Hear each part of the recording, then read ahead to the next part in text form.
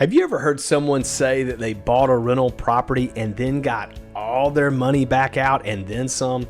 That sounds too good to be true, right? Well, not only is it possible, it is exactly how the BRRRR strategy builds long-term wealth. And in this video, this is video 4 in our series, I'm going to break down how to refinance your BRRRR property the smart way and show you how to pull out tax-free cash while setting yourself up for your next investment. Let's dive in. Hey everybody, I'm Randy Wolfe. Welcome back to the BRRRR Method Mastery Series. This is video number 4. If you haven't seen the other videos in this series, be sure that you watch them. Now, if you made it this far, you already know how to buy, rehab, and rent your property. Now it's time to unlock the 4th step, which is to refinance, and this is where the magic happens. In this video, I'll show you what refinancing actually means in a BRRRR context, the key factors lenders look for, common mistakes new investors make, and how to maximize your cash out amount without over leveraging. This is the part of the process where your strategy becomes repeatable, so stay locked in. This is where it gets really fun.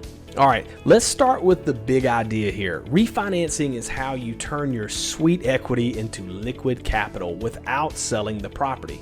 You're essentially swapping out your short-term financing. This could be like, for example, hard money or private money. You're going to swap that out with a long-term, stable debt loan from a traditional lender.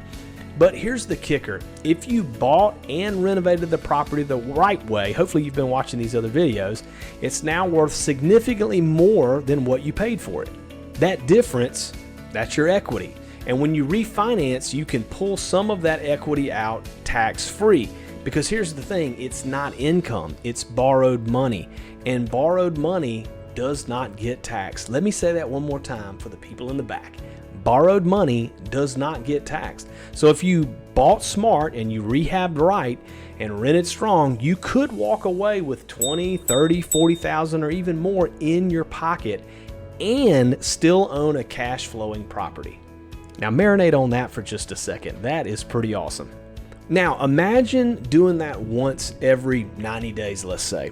3 months, one deal, pull your money back out and do it again. That's how serious investors scale their portfolios. They're not using savings, they're recycling capital. And it's all powered by this refinance step. Now let's look exactly at how to do this in the right way. When you go to refinance a BRRRR property, you're going to work with a traditional lender. This is like a bank or a credit union. And here's the things that they care about. Number 1 is the loan to value ratio, often referred to as LTV.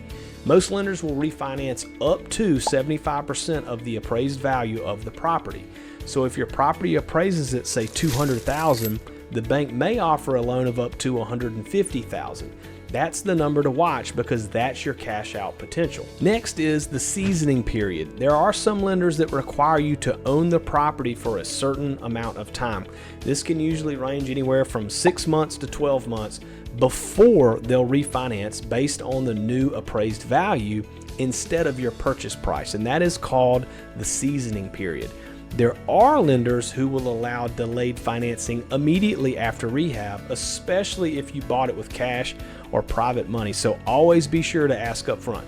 Next is the rent coverage ratio. They'll look at the rental income compared to your projected loan payments. Most want a DSCR, which stands for debt service coverage ratio, of typically 1.2 or higher, meaning that the property brings in 20% more than it costs to operate. And lastly, typically lenders are going to be looking at your credit and your financials. Just because the deal is great doesn't mean you get a pass.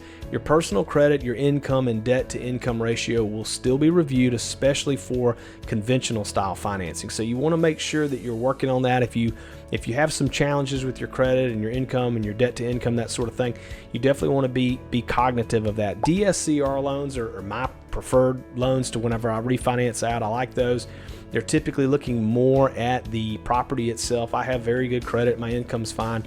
But if you have a situation to where your credit is an issue, you might get tripped up a little bit here. All right, so now you kind of know what the lenders are looking for. Now let's talk about what a refinance typically looks like. So step 1, pre-qualification. So ideally, you've already built a relationship with the lender before you even bought the property, but if not, now's the time. You'll submit your credit report, income verification, asset statements, and rental income details.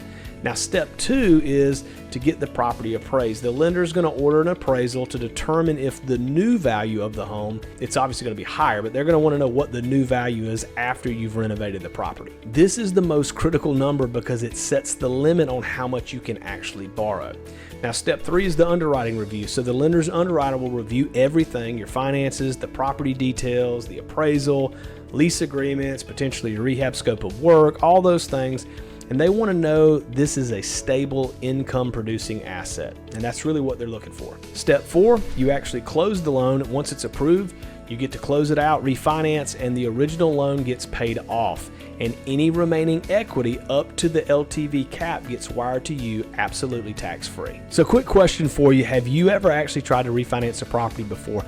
Was it easy, complicated? Let me know in the comments down below. I'd love to hear from all of you on your experience and what you learned during that process. Now let's talk about how to avoid the biggest mistakes investors make during the refinance steps. Mistake number 1, not accounting for appraisal variability. A low appraisal can absolutely crush your cash out plans.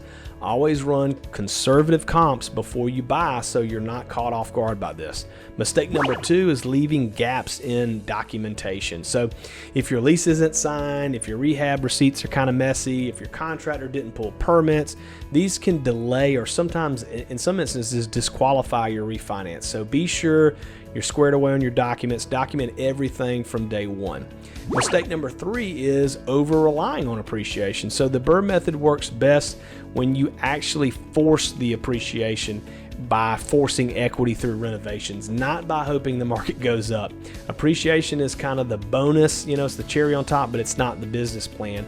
When values of properties were going up and up and up, people were buying and just sort of assuming that, hey, I don't have to do anything and the value is going to keep going up. But the market works in cycles, so you do not want to do that. You want to force that equity through the renovations. Mistake number 4 is cashing out too much. Yes, you can actually pull out a large sum of money, but should you? You want to make sure that the deal actually cash flows after you refinance, even with the new mortgage. You don't want to sacrifice long-term health for short-term gain. So typically the lender is going to, like I said, they're going to usually look at a DSCR. They want to see that debt service number at about a ratio at about 1.2. So they're not going to necessarily let you do that oftentimes, but you need to be smart about it and make sure it's cash flowing properly. Don't put yourself in a bad spot. If you end up getting a really good, a high paying tenant in there, let's say, but you don't feel good about the rental, rates going up or down, you're not real sure where they're going to go, be careful not to pull out too much money. All right, let's take a quick pause and break this down. So when you sell a property, you pay taxes on the profit, capital gains, depreciation recapture, transaction fees. The money gets eaten up really, really quick. But when you refinance, you still actually own the asset. You still collect that monthly rent. You still get depreciation write-offs. And best of all, you walk away with the capital you can immediately reinvest without giving Uncle Sam his cut. That's why savvy investors use refinancing as a tool, not necessarily just for liquidity, but also for the process of wealth acceleration. So how to use the recycled capital? What do you do with the cash that you pull out? Hopefully you're not gonna blow it all in Vegas, right? So you could buy your next BRRRR deal. You could pay down high interest debt. You could build reserves for your maintenance and your vacancies. You could invest in systems, tools, team members to scale your business, your processes. This is the repeat part of BRRRR, and the more disciplined you are with how you use the capital, the faster your portfolio can ultimately grow. Too many new investors think they need more money to scale, but really you don't. You just need the right strategy. Refinancing gives you the engine to keep going. It's like creating your own little private bank. And once you understand it, there's really no limit to how far you can take it. If you found this helpful, make sure to hit the like button and subscribe so you don't miss the final video in our series. And that is scaling your portfolio with BRRRR. So be sure to do that. We'll show you how to stack deals, track performances, and go from one property to 10 to financial freedom. And if you want help building your real estate investing plan, be sure to check out my private community. I'll put the link in the description below. It's a great opportunity for you to kind of hit the fast track button. We have a lot of great mentorship in the group, so be sure to definitely check that out as well. As always, I appreciate you watching, and I look forward to seeing you on the next video.